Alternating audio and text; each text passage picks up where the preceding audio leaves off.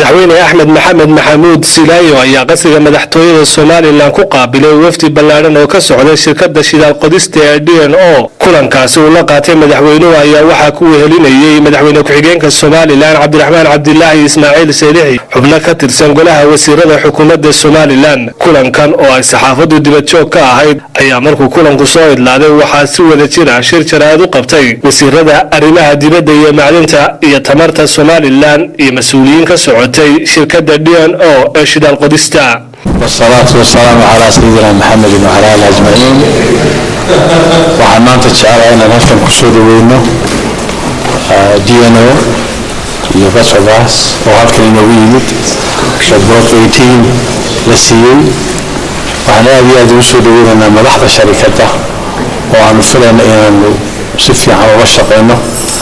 wasiirka macdinta xuseen ducaalana aad iyo aad uga shaqeeyey. marka waxaan oranayaa aad iyo aad baan soo dhaweynayaa. waxaan ilaahay ka baryayaa in shaqadaasi hawshaada inoo fududeeyo. waxaanu aaminsanahay wadankan ayana aaminsan yihiin in dhaqaalaha iyo horumarka iyo batroolkeenu uu ka meel sare ina gaarsiinayo uu yahay. aynanu ku wada dadaalo inaynu meel uga soo wada jeedsano inaynu gacan siino sharikadaha inoo imanaya iyo dadka ajnabiga inuu soo qulqulaya ee jecelina waxay la qabsadaan. waana mahadsantihiin. shirkaduna cusub maaha, waa shirkad aynu la saxeexnay heshiis bishii afraad sanadkii ina dhaafay. waxaa xasuusataa saxaafaddu inaanu heshiiskaa ku saxeexnay Washington DC. intii way soo diyaargaroobayeen.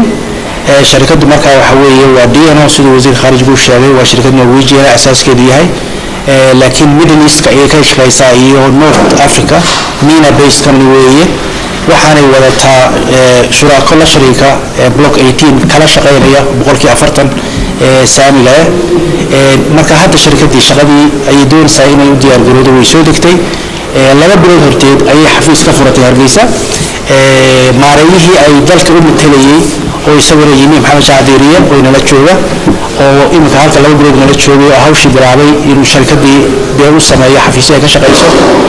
waxa maanta markaa ay ugu yimaadeen dalka inay soo salaabaan madaxweynaha oo ay u sheegaan inay shaqadii diyaar u yihiin inay hor ka bilaabaan oo madaxdoodii DNO iyo shirkad iyo shareholder muxuu ahaa partnerskooda maanta ay ammaan ka yimaadeen. waxaa runtii mudnaan badan la xusaa maanta inay markii ugu horreysay aragno shirkad Cumaaniya oo dalkeena maalgashi ku sameynaysa. waa inaga maqnaayeen reer Cumaan. waan aad iyo aad baan ugu faraxsanahay inaynu Cumaan maanta dalkeena ay investment iyo istismaar sameynayaan. waa dalaan aad ugu mudanaysa cilaaqaad weyn jiray labada dalka jiray imikana soo noqonaya sida aynu Turkiga imikana uga soo noqonay cilaaqaadkii loo lahayn. This is the second time I've been here.